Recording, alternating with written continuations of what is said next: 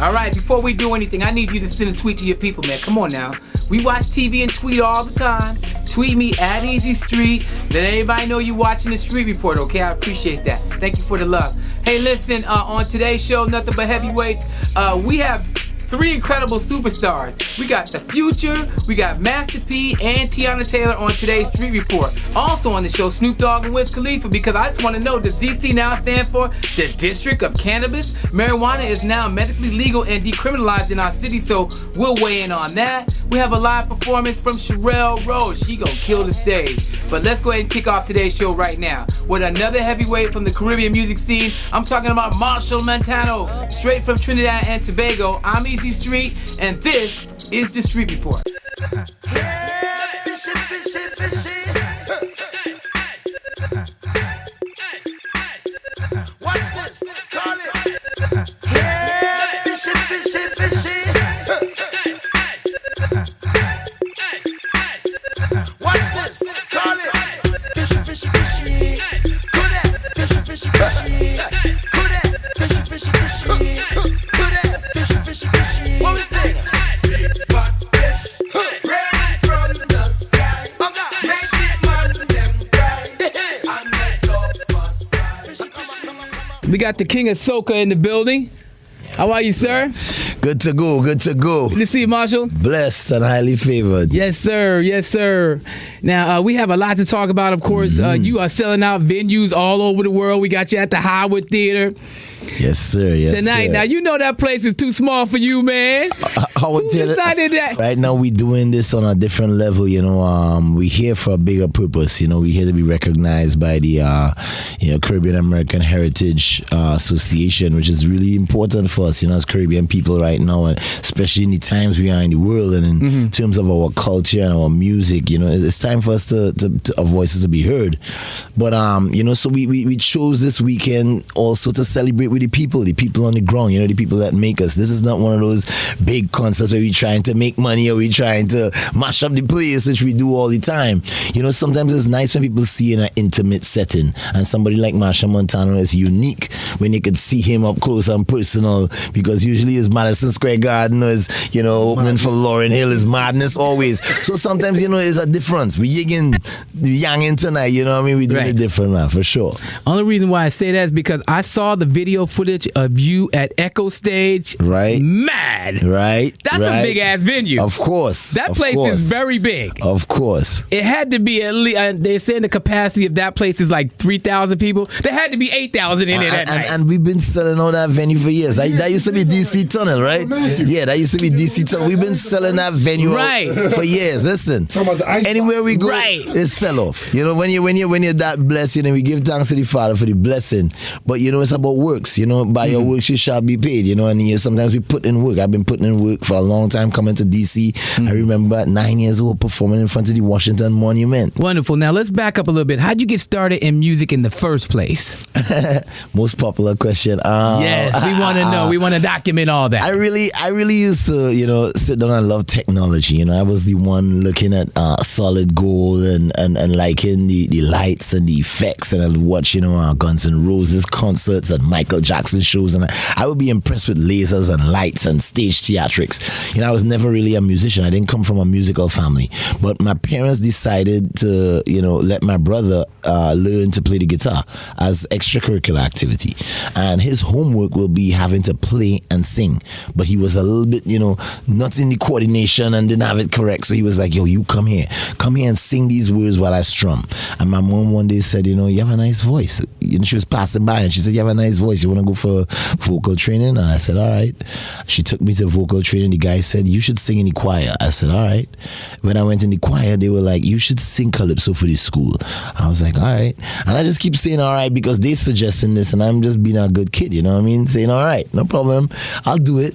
And I won the first competition, and I won the competition in the village, and I won the competition in that region, you know. And then they asked me to represent my school, so I went into the national school competition, calypso competition, and I came first. And immediately 2 weeks after, a guy was at my door saying, let's go to Madison Square Garden. Do you remember what you sang in the competition? Of course. What did you sing? One of the most controversial songs ever. What was it? It's called The Letter. And it was, I am writing a letter to the education minister. because it have certain things going on, and I wonder if he is aware.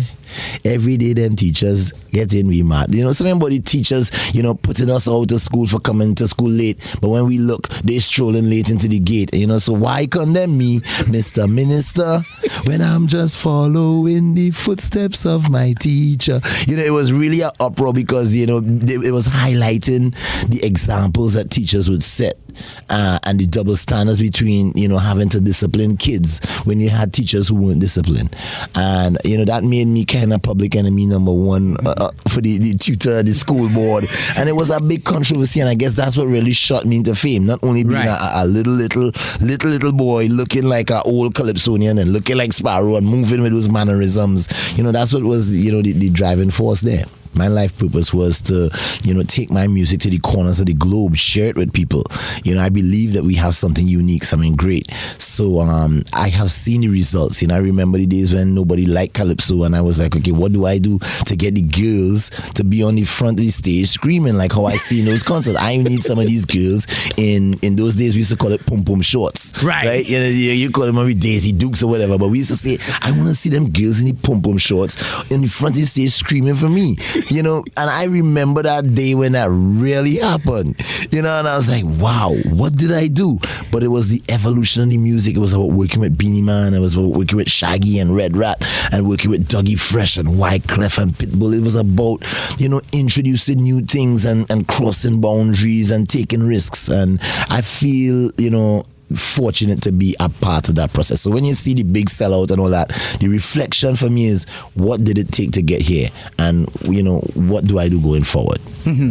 So Drake has this record, One Dance, and he has another record that he did with Rihanna, Too Good, that has the Afrobeat feel to it. Mm-hmm. What is it gonna take to get a big record with the soca beat played here in America on mainstream radio? Do you have any idea how we can make that happen? Well, first of all, because that hasn't happened yet. Yeah. First of all, the Afrobeat that you hear in Drake's song and the Afrobeat in the Drake and Rihanna is the soca beat. You know, the funny thing is about the education of beats and understanding the origins of things. You know, that beat is the soca beat.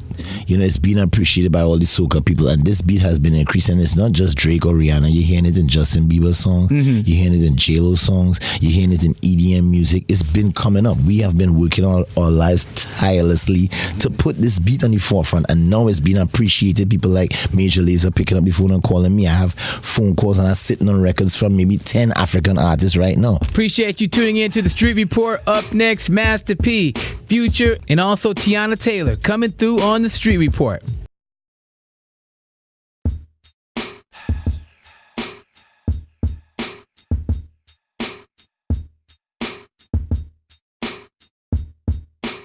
So let's call this the Lost Files of the Easy Street Show. You know, my radio program.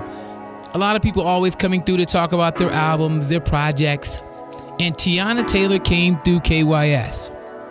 Before she hooked up with Iman Shumpert, NBA champion from the Cleveland Cavaliers, before the baby. And also before she killed that Fade video for Kanye West. I'm hearing she's doing fitness videos and everything now. I don't know how she's doing it though with a diet like this. I'm gonna tell you why you are really treating me bad. Why is that? Because you let me eat all this junk food. No. But, you know. You need your energy. You gonna eat all this junk food, hot chips, Doritos at that, and nothing to drink. Oh, that's crazy. I'm gonna be on like. You know what? We're not supposed to have drinks in the studio. You know what, Leslie? Could you please bring her drink? And okay. So let's talk about you as an artist, as a talent. I mean, I did not know that we was gonna see you, you know, the way we're seeing you, because I saw you eating junk food or like no, not eating the junk food. I mean, because one of my first experiences of knowing who you are as a talent was in the film, was in the movie. Okay. That yo, crazy. Yeah, loved it. Thank you so much. Yeah, I'm happy that everything's finally coming together. You know what I'm saying? I'm able to give people a body of work and not stuff just splattered every once in a while, like a song here, a song here. I'm just happy that it could be a full body of work. People can actually take it and enjoy it. It's just, you know, it's really hard being signed to a label. There's a lot that comes with it, you know what I'm saying? So sometimes a lot of sitting around, a lot of being around, like a hurry up and wait situations. But instead of allowing myself to sit down and want things to fall in my lap, I go and do other things, whether it's acting, clothing line, other ventures, you know what I'm saying? I'm always working, I'm a hustler. So, you know, I'm never gonna be stuck just doing one thing. I'm never gonna be in a position where I'm just sitting down not doing anything. So how long did you wait? 7 years. 7 years? Yeah, it's my 7th year. That's why the album is called 7, because it is the number of completion, and this is my 7th year, you know, in the industry. So it's kind of like, you know, everything is coming together, everything is being completed in this 7th year. You know what I'm saying? So 7 is a very special number for me. This Haitian-born rapper, producer out of Atlanta right now is killing the rap game. I had an opportunity to sit down with Future in another exclusive interview. We talk about DC Go-Go, Atlanta, and a whole lot more. Let's talk about your music, man. You came on the scene, and DC had a love affair with you off the jump. Yeah. You came out with that Tony Montana. Oh, yeah. I remember you came Howard Homecoming. Okay. And, man, the reception that you received there was incredible, man. How does it feel to be able to come out with an incredible buzz like that and people to be on top of you, like, so quickly? You know, DC been big on that go-go music, so for them to show me love from day one, you know what I'm saying, that's tremendous. And you know what I mean, I honor that. It's a privilege, and the support, it go a long way. It make you want to go harder. It make me get in the studio and inspire me to just go hard and just want to continue to bless people airways, you know what I mean? Mm-hmm. Now, you mentioned DC Go-Go. Have you been on stage with a band yet? I have been on the stage with a band. Woohoo. Do you remember? Backyard band or? No, it wasn't a DC band, but I had my own band, like 1500. These dudes, 1500, nice band, and the sound is crazy when you. As a matter of fact, you did perform live with the band, the BET Hip Hop Awards in Atlanta. Yeah, Hip Hop Awards. I performed live with a band. We need to get you with a DC Go-Go band though. I have to. That'll be something. That'll be a treat. I'm thinking Backyard Band or maybe TCB or UCB would be great with you. Okay, cool. We need to hook that up. Yep. Did you ever feel like, because you do a lot of hooks, you ever feel like that the hook game may be hurting you as an artist? I've heard some other people say, I don't want to do no hooks no more because blah. I think T-Pain said that. Do you ever feel that way? No, I don't feel that way. You know what I mean? Every time, each time you get a chance to get on the track, it's a time for you to reinvent yourself all over again. And finally, one of my favorite rappers from the Dirty South, it gotta be Master P. This guy is credited for putting Southern rap on the map. Hands down, nobody can deny that. Sold millions of copies of his mixtapes, albums out of the trunk of his car. With No Limit Records, he started a movement in rap. Here's my exclusive interview with Master P. I started off, I was on the road with Tupac, but I opened the doors to where when I was on tour, I'd go out and touch the people in the community, go play basketball, get into the hood, and touch the people. And I think that just stuck with my fans. Like, you know, P actually came in the hood back here. Mm-hmm. You know, I made it my business to go to every hood, to every marketplace I went in, you know, and touch the people. That was just like me. Come from the struggle, wanted to change, wanted to better their life and their family. You know, that's what No Limit is about. Well, you know, I started off in the retail business. I opened up No Limit in Richmond, California. No Limit was a retail store. So I learned the business from the retail side. I knew what the fans wanted when they was coming in buying the NWA, the Ghetto Boys records. I started watching what they wanted. And so I've always put more songs, you know, gave them more for their money. And that's how I built my brand and my company. You know, so back in the days, people was putting like 9, 10 songs on a project. You know, and I put like 14, 16, you know, 20, 18, doubling it up. And building that fan base, knowing that it's about the fans, giving the fans what they want. You know, in the music I come from the struggle. And I realized if I work that hard to make it out the project, why would I just give what I'm doing away to somebody else? So, you know, I built No Limit to where we started from nothing, we started from scratch, just finding somebody to believe in the music. And I tell kids all the time, you gotta believe in you first, and then find somebody to believe in you. Next on The Street Report, does DC now stand for the District of Cannabis? Snoop Dogg and Wiz Khalifa weigh in, plus our friends from the National Cannabis Fest talk about their upcoming event.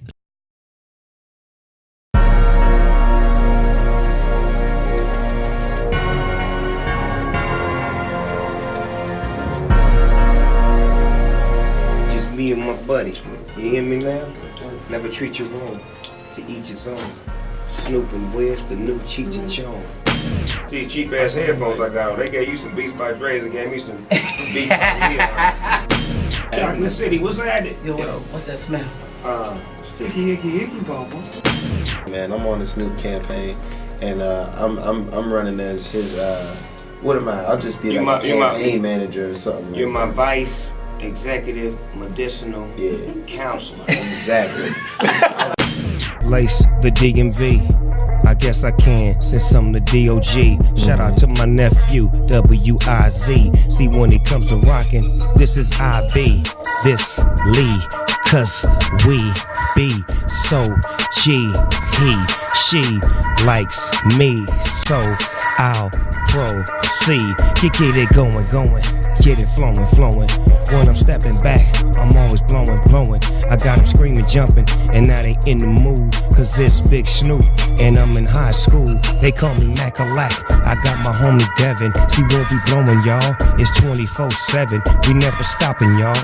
We got it popping, y'all. Hey yo, Devin, say something, get it rockin', dawg. It's Mac and Dev, we stacking Chad. Yeah, you know us, and we blow up. We gon' go up wherever we show up. Yes, we roll up. It's that grown stuff, not that little kid. We coming through, and it's the Wiz and Big Snoop.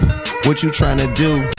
We smoking good, and we in the coupe, and we got the troops. If you want a problem, got that money and that math, and we gon' solve them. Yeah, and it's high school, December 13th. Roll up if you got that good tree.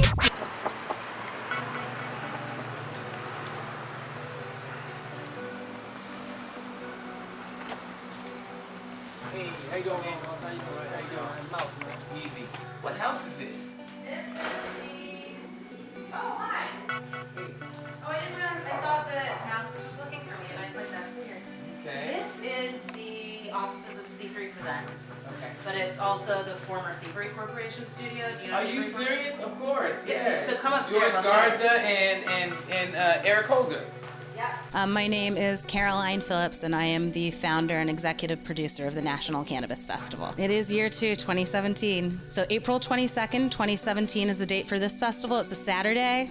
Everyone should come out, no excuses. Last year we had an amazing concert. It was headlined by De La Soul. We had Jesse Royal, who's a Jamaican reggae singer, come out. Backyard Band was there, Congo Sanchez, Nappy Rhythm, so a bunch of terrific local bands supported the show. We had an education pavilion where people could learn to grow. They could pitch an idea and win $1,000. We had a vendor fair. We had an entrepreneurs contest. There was a lot going on last year. So when Initiative 71 was passed, I was aware that it was really passed on the backs of a lot of people who'd been treated unfairly by the justice system when it comes to cannabis, and those happened to be people of color. And I know that they really worked in Wards 7 and 8 to educate people and inform them about how the laws had impacted their communities in the past to win those votes.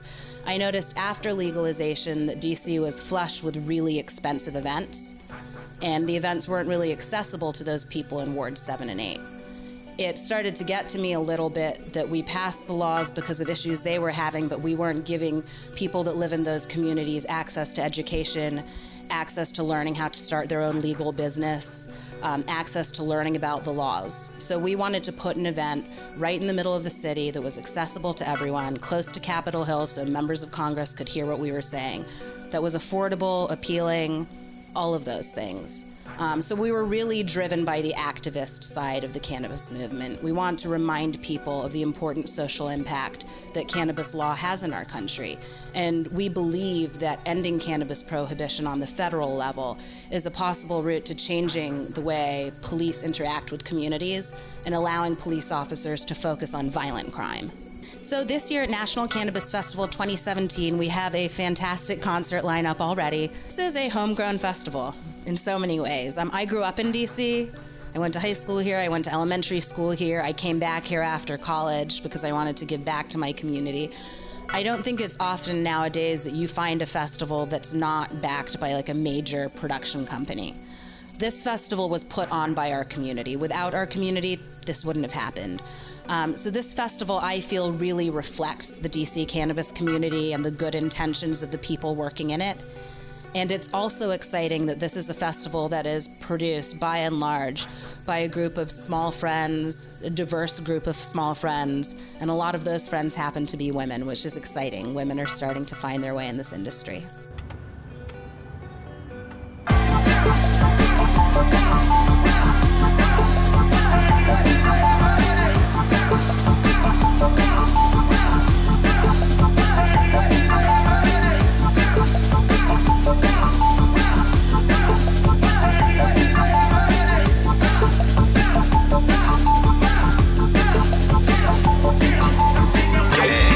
I'm Highly Supreme here. I thought last year that it being the first annual National Cannabis Festival, I didn't really know what to expect. I didn't know how, if there would be police officers like choppers all around, just, you know, heavily policing everything, but it was a really, really good vibe.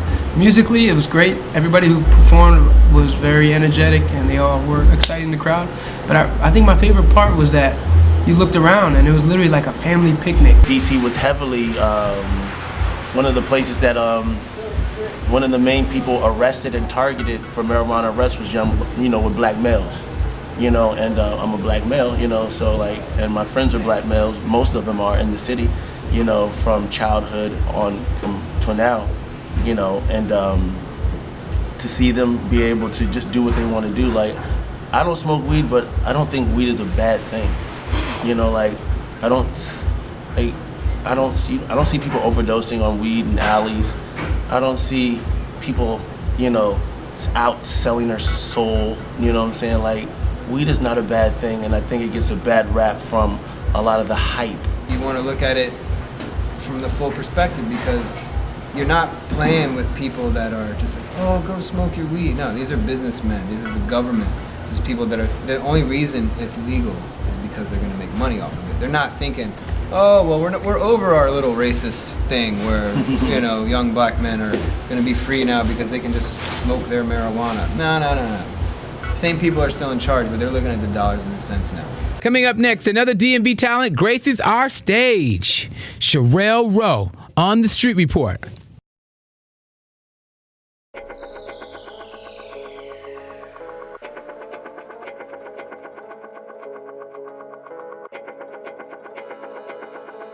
Thank you so much for tuning in to another edition of the Street Report. We are live at the Stonefish Grill. And this is Sherelle Rowe. How are you, sis? Yes, I'm good. How are you? Now, really quick, I found out about you from DJ Gemini, who's here. He's in the building right there. I've known him for a very long time. It's really, really cool. So he listens to your music? He actually does, surprisingly. So how did you connect with DJ Gemini off the break? Well, I mean, you know, I used to be in the clubs a lot, just socialite all over the place. So just through mutual friends, and then got his information and started shooting him music. Every time I do something, I usually just shoot it to him, just to get his honest opinion. I'm just like, yay or nay, you know. So how long you been on this scene? I actually, in this area, I started out in go-go bands myself. Really, who? You gotta name them. If we talking go-go bands, you gotta say the band. So yeah, I used to sing for Raw Image, and then I started singing for this band called Mature Clientele. And then, you know, Stomp Dog, he did a album a couple of years ago with a bunch of different people, you know, in the go-go scene. So I was on that album a couple of years ago. Okay, then you went solo. You did the Bobby Brown thing. You did Beyonce yeah, I did thing. the Beyonce, and I was just like, yeah, it's all about me now. Were they upset with you when you broke away from the band? No, they understood. They understood. So where are you from? I'm originally from Hawaii, but I live in VA now. Okay, so how did you get your start in music in the first place? Well, I used to have my best friend, rest in peace now, she passed away last year, but she was into rapping, and she used to always go to the studio. So one day she decided to bring me with her, and just to see if I like it, because I was really, really shy at the time. She was the only person I would sing in front of. And once I got there, I kind of just fell in love with the whole thing, because I honestly never thought I would be an artist or a singer. Really, why not? I don't know. I never really thought about it. I thought I was going to be a lawyer. Growing up, my mom said I like to argue, so she thought that was perfect for me. So I really focused on that. But but other than that, yeah, I fell in love with it the first time I ever went to the studio. Okay, if there was one person that you could work with who's known in the industry right now that's really popping, who would that person be? Like just artist or producer? Does it matter? Artist first. Honestly, I would love to work with Pharrell. I've always been like a very big fan of his work, so I would definitely work with him if I could. Star Trek. Yeah. Okay, so if you had to do, if you were gonna do a duet with somebody, who would you work with or collaborate with? A male artist. A male artist. Yes. Singer, rapper. A love song. Honestly, I'd have to probably say like Chris Brown's crazy ass. Oh, can I say that? Can I say, I'm sorry. Why Chris of all people? Well, honestly, no matter what he goes through, what's going on with him, he is a dope artist. Like you can't take that away from him. You know what I'm saying? Like he's phenomenal. So I would love to do a record with him. Okay, so are you gonna perform live for us? Yes, I am. All right, are y'all ready to see her perform live? My love is all you'll ever need. You're the object of my affection. You're all I ever see. And I give up. You ain't never gotta fight me. You're blowing my mind. And you ain't even gotta try. Every day I wake up, you think I'm sexy with no makeup. Like I'm your one in a million. You got me feeling like every day's a celebration. Hey, come on. Your love is so magical. Just hold me, don't let go. Like I'm the most beautifulest girl in the world. Yeah, I know 'cause you told me so. Just kiss my lips, baby, like I'm the most beautifulest girl in the world. Hey, hey, there's no love greater than mine. I'ma keep you lifted, have you on cloud nine. 'Cause you give me reason to smile, make it last forever. 'Cause I ain't living my life without you. Every day I wake up, you think I'm sexy with no makeup. Like I'm your one in a million. You got me feeling like every day's a celebration. Your love is so magical. Just hold me, don't let go. Like I'm the most beautifulest girl in the world. Yeah, I know 'cause you told me so. Just kiss my lips, baby. Most beautifulest girl in the world. If y'all enjoying the show so far, let me hear you make some noise. Y'all sound so good.